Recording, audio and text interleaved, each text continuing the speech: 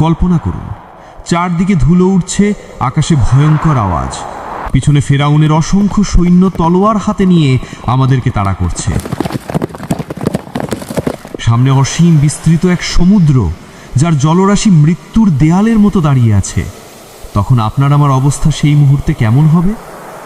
বন্ধুরা, আজ আমি আপনাদের শোনাতে যাচ্ছি এমন এক অলৌকিক কাহিনী, যেখানে ভেঙে গিয়েছিল ফেরাউনের অহংকার আর জেগে উঠেছিল মানুষের বিশ্বাসের আলো। এটা মুসা আলাইহিস সালামের জীবনের এক অধ্যায়, যা শুনলেই হৃদয় কেঁপে ওঠে। ফেরাউন ছিল পৃথিবীর সবচেয়ে অহংকারী রাজা। সে দাবি করত, আমি তোমাদের প্রভু। লোকদের কষ্ট দিয়ে দাসত্বে আবদ্ধ করে রেখেছিল। ইসরায়েলের মানুষগুলো দিনরাত শ্রম দিত, কিন্তু পেত শুধু বেদনা, অশ্রু আর পায়ের শিকল। তাদের বুকের ভেতর জমেছিল অজস্র হাহাকার। কবে হবে এই মুক্তি? কেউ কি উদ্ধার করবে এই কষ্ট আর দাসত্ব থেকে? আল্লাহ প্রেরণ করলেন মুসা আলাইহিস সালামকে, যাতে তিনি তার জাতিকে মুক্তির পথ দেখান। মুসা আলাইহিস সালাম ফেরাউনের সামনে দাঁড়িয়ে ঘোষণা দিলেন, তুমি মানুষকে দাসত্ব থেকে মুক্ত করো, তুমি আল্লাহর সামনে নত হও। কিন্তু ফেরাউন হাসল। সে বলল, হে মুসা, তুমি তো এক সাধারণ মানুষ, তুমি কি আমার সঙ্গে প্রতিদ্বন্দ্বিতা করবে? অহংকারে অন্ধ হয়ে ফেরাউন তার সেনাদের আদেশ দিল, ইসরায়েলের লোকদের দমন করো, তাদের মনে ভয় ঢুকিয়ে দাও। কোনো এক রাতে মুসা আলাইহিস সালাম তার জাতিকে নিয়ে বেরিয়ে পড়লেন। অন্ধকার রাতের নিস্তব্ধতা ভেঙে হাজারো মানুষের পদধ্বনি, শিশুর কান্না, বৃদ্ধের কষ্ট ভরা হাঁপানি, সব মিলিয়ে সেই রাত হয়ে উঠল এক অদ্ভুত যাত্রা। তাদের লক্ষ্য ছিল নিরাপত্তা, তাদের আশ্রয় ছিল শুধু আল্লাহ, একমাত্র আল্লাহ। এদিকে ফেরাউন এই খবরটি পেয়ে গেল। সে আর দেরি করল না। অসংখ্য সৈন্য, ঘোড়া, অস্ত্র নিয়ে সে তাড়া করতে শুরু করল মুসা আলাইহিস সালাম ও তার জাতিকে। যখন তারা এসে পৌঁছালো সমুদ্রের তীরে, সামনে শুধু বিশাল জলরাশি, আর পিছনে ধেয়ে আসছে ফেরাউনের বাহিনী।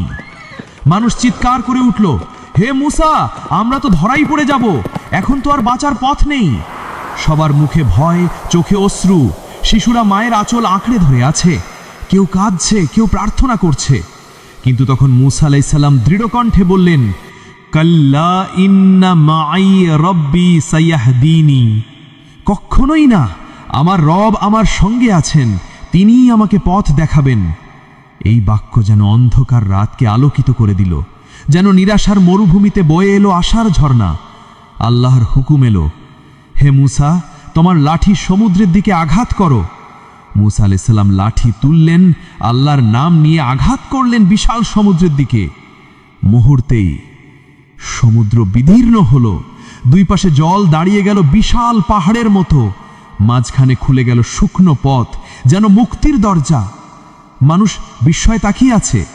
কেউ কেঁদে ফেলল আনন্দে, কেউ বলল, এটাই আল্লাহর কুদরত। মুসা আলাইহিস সালাম বললেন, চলো, ভয় পেও না, এগিয়ে যাও, আমাদের রব আমাদের মুক্তি দিয়েছেন। ক্লান্ত আর ভীত মানুষগুলো এক এক করে সেই পথে পা রাখল। তারা হাঁটতে লাগলো শুকনো জমিতে, কিন্তু দুপাশে আছে কোটি কোটি গ্যালন পানি, যা শুধু আল্লাহর হুকুমেই দাঁড়িয়ে আছে। এ যেন মৃত্যুর মাঝখানে জীবনের রাস্তা, অন্ধকারের ভেতর আলোর ঝলক। এদিকে ফেরাউন আর তার সৈন্যরা অহংকার ভরে সেই পথ ধরল। তারা ভাবল, যদি মুসা পারে, আমরা কেন পারবো না? কিন্তু যখন মুসা আলাইহিস সালামের শেষ মানুষটি নিরাপদে পৌঁছালো, ঠিক সেই মুহূর্তেই আল্লাহর নির্দেশে সমুদ্র আবার মিলিত হয়ে গেল। ঢেউ ভেঙে পড়ল ফেরাউনের বাহিনীর ওপর। চিৎকার, আর্তনাদ, ঘোড়ার লাফালাফি, সবকিছু মুহূর্তেই ডুবে গেল গভীর জলে। অহংকারে ফেটে পড়া ফেরাউন শেষ মুহূর্তে বলার চেষ্টা করছিল, আমি বিশ্বাস করি মুসার প্রভুকে। কিন্তু তখন অনেক দেরি হয়ে গেছে। ফেরাউন শত চেষ্টা করেও কোনোভাবেই বলতে পারল না, লা ইলাহা ইল্লাল্লাহ। তার আগেই মুখ চেপে ধরে ফেরাউনের দেহ থেকে প্রাণ তুলে নেওয়া হলো। আল্লাহ বললেন, তোমার দেহ বাঁচিয়ে রাখা হবে কিয়ামত পর্যন্ত, যাতে আগামী প্রজন্ম শিক্ষা নিতে পারে। প্রিয় বন্ধুরা, এই কাহিনী শুধু ইতিহাস নয়, এটি এক জীবন্ত শিক্ষা। যখন সামনে সমুদ্রের মতো সমস্যা দাঁড়িয়ে যায়, যখন পিছনে ভয়ঙ্কর বিপদ তাড়া করে, তখনও যদি আমরা আল্লাহর উপর ভরসা রাখি, তাহলে তিনি এমন রাস্তা খুলে দেন যা আমাদের কল্পনাও পৌঁছাতে পারে না। সমুদ্রের ফাটল মানে আশা, আল্লাহর ভরসা মানে মুক্তি।